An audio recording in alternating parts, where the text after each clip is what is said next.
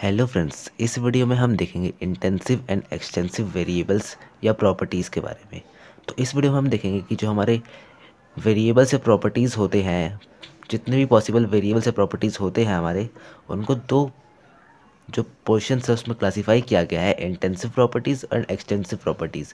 तो इनको जो क्लासिफाई किया गया है, ये किन बेसिस पे किया गया है और ये होते क्या हैं।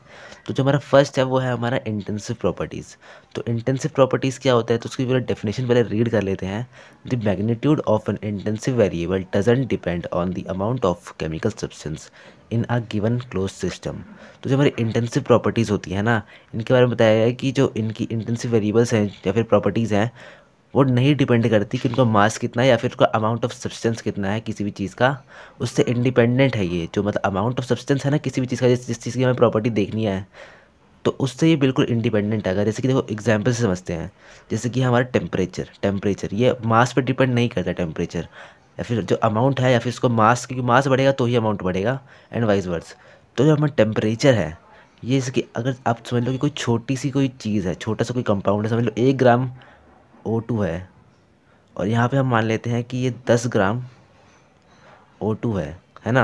और दोनों को हमने सेम हीट दिया है, मतलब सेम हीट का मतलब है कि इनको हमने सेम कोई टेम्परेचर लेके गए थे। तो हम इसमें 10 ग्राम है, 10 ग्राम में से 1 ग्राम निकाल लेंगे, 1 ग्राम निकाल के हम अलग कर लेंगे, तो उसका टेम्परेचर भी T ही रहेगा। जैसे कि जो टेम्परेचर इसका था वही टेम्परेचर इसका रहेगा।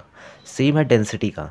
डेंसिटी जैसे कि आपको पता है कि वो जो वाटर की डेंसिटी होती है वो हमारी कितनी होती है, 10⁻³ kg पर मीटर क्यूब। तो जो हमारी वाटर की डेंसिटी है, ये चाहे हम थोड़ा सा पानी लें या फिर ज़्यादा पानी लें, ये डेंसिटी उतनी ही रहेगी, वेरी नहीं करेगी अगर हम मास बढ़ा देंगे या फिर अमाउंट बढ़ा देंगे वाटर का। तो आप समझ चुके होंगे अब इंटेंसिव प्रॉपर्टीज़ किसे कहते हैं। और इसके जो अलग और जो एग्जांपल्स हैं, जैसे कि बॉइलिंग पॉइंट क्या होता है।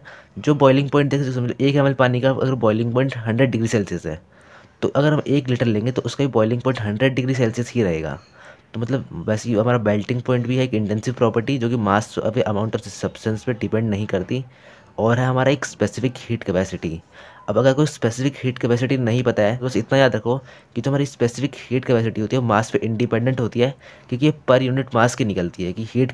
इसको देखो, मैं आपको फॉर्मूला अगर आपको पता हो, स्पेसिफिक हीट कैपेसिटी का फॉर्मूला होता है heat required to raise the temperature of per unit mass. मतलब पर यूनिट मास आ गया तो मतलब हमारा मास इसमें आपको ये इंडिपेंडेंट हो गई, क्योंकि अपॉन में मास आ गया। तो अगर आपको नहीं पता है तो आप जब पढ़ लोगे तो आपको पता लग जाएगा कि ये भी एक इंटेंसिव प्रॉपर्टी होती है और मास बदलने से डिपेंड नहीं करती। और बाकी ये चारों तो आपको चार समझ में ही आ गई होंगी। तो अब हम बढ़ते हैं एक्सटेंसिव प्रॉपर्टी की तरफ। जो एक्सटेंसिव प्रॉपर्टीज़ होती हैं वो इसका बिल्कुल उलट होती हैं। The magnitude of an extensive variable depend करता है amount of substance in a close system. तो जो मैग्नीट्यूड होता है, जो एक्सटेंसिव प्रॉपर्टीज़ होती है उनकी जो मैग्नीट्यूड है वो डिपेंड करता है मास पे। अगर मास बढ़ाओगे तो ये प्रॉपर्टी में भी फ्लक्चुएशन होगा, मास कम करोगे तो भी इस प्रॉपर्टी में कुछ ना कुछ फ्लक्चुएशन होगा। जैसे कि पहला तो खुद मास है ना। जैसे कि हमने थोड़ा सा अगर ऑक्सीजन लिया और हमने ज़्यादा ऑक्सीजन लिया तो मास बढ़ जाएगा, है ना। तो ये एक्सटेंसिव प्रॉपर्टी है। वैसे ही वॉल्यूम, वॉल्यूम देखो, ऑक्सीजन जैसे कि गैस है ना, तो वो अपने हिसाब से वॉल्यूम ऑक्यूपाई करती है। तो थोड़ी सी ऑक्सीजन होगी तो थोड़ा वॉल्यूम ऑक्यूपाई करेगी, ज़्यादा होगी तो ज़्यादा वॉल्यूम ऑक्यूपाई करेगी। वैसे ही लेंथ भी हमारी एक्सटेंसिव प्रॉपर्टी है ना। 1 मीटर हो जाएगा और 10 मीटर बड़ा हो जाएगा। और हीट कैपेसिटी देखो, यहाँ पे हमने क्या पढ़ा था, स्पेसिफिक हीट कैपेसिटी। ये होती है हमारी हीट कैपेसिटी पर यूनिट मास। लेकिन जो हमारी हीट कैपेसिटी होती है वो हमारी डिपेंड करेगी मास पे, क्योंकि हीट कैपेसिटी क्या होती है हमारी, heat required to raise temperature by 1 degree Celsius. देखो एग्जांपल लेते हैं, जैसे कि हमने 1 ml पानी लिया, उसको हमें समझ लो 25 से 50 डिग्री लेके जाना है, तो उसको हमें कम हीट देनी पड़ेगी। इसके बजाय कि अगर हमारे पास 1000 लीटर पानी हो और उसको हमें 25 से 50 डिग्री लेके जाना हो, तो हमें किस में ज़्यादा एनर्जी लगेगी, इसको ज़्यादा हीट देनी पड़ेगी, इसको कम हीट देनी पड़ेगी, और इसमें हमें ज़्यादा हीट देनी पड़ेगी। तो ये भी जो हमारा हीट कैपेसिटी है ये भी डिपेंड करता है मास के ऊपर।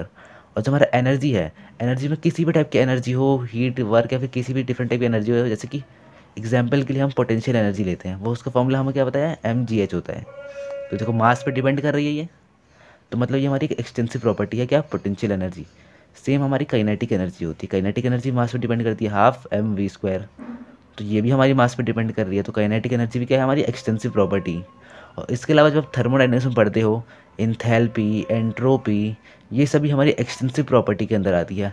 अगर आपने ये पढ़ा होगा तो पता होगा, अगर आपने नहीं पढ़ा तो टेंशन लेने की बात नहीं है।